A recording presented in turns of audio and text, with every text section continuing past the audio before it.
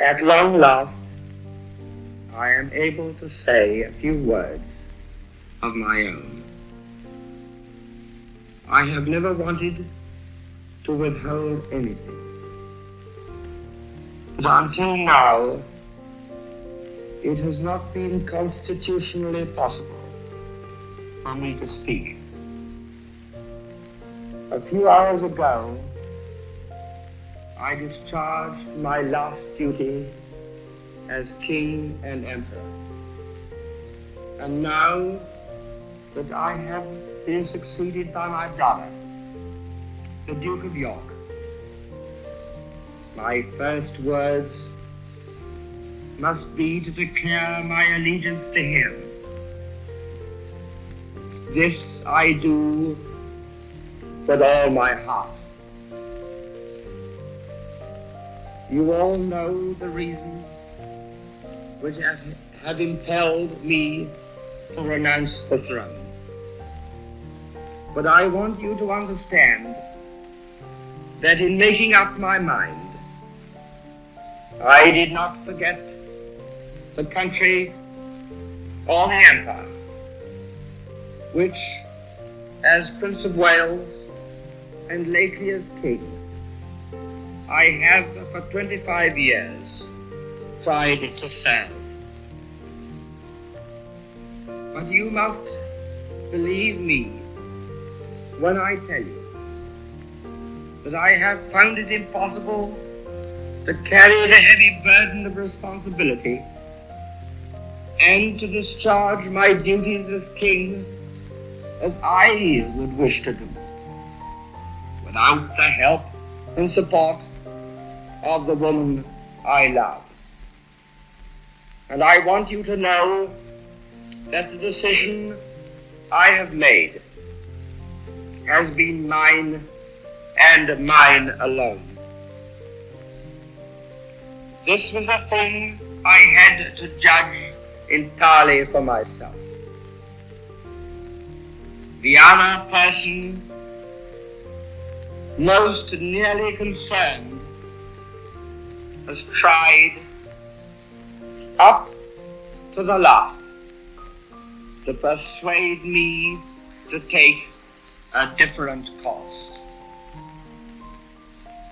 I have made this the most serious decision of my life, only upon the single thought of what would, in the end, be best for all.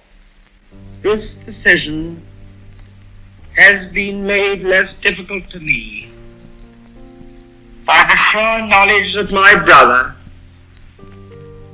with his long training in the public affairs of this country, and with his fine qualities, will be able to take my place forthwith, without interruption or injury to the life and progress of the empire.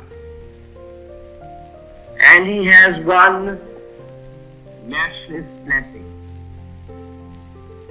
enjoyed by so many of you and not bestowed on me: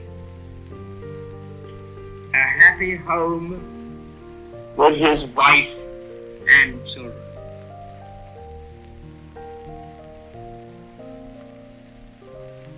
During these hard days, I have been comforted by Her Majesty my mother and by my family. The ministers of the Crown, and in particular Mr. Baldwin, the Prime Minister, have always treated me with full consideration. There has never been any constitutional difference between me and them, and between me and Parliament. Bred in the constitutional tradition by my father, I should never have allowed any such issue to arise.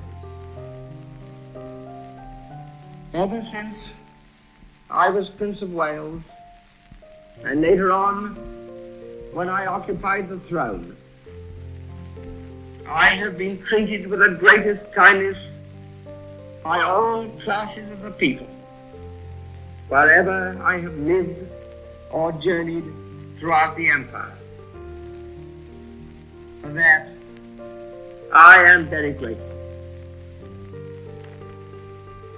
I now quit altogether public affairs, and I lay down my burden.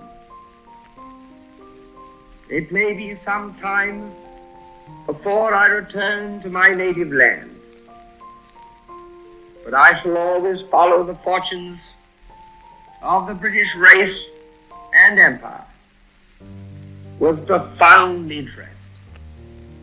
And if at any time in the future I can be found of service to His Majesty in a private station, I shall not fail.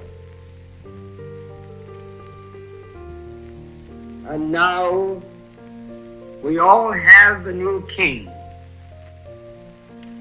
I wish him and you, his people, happiness and prosperity with all my heart.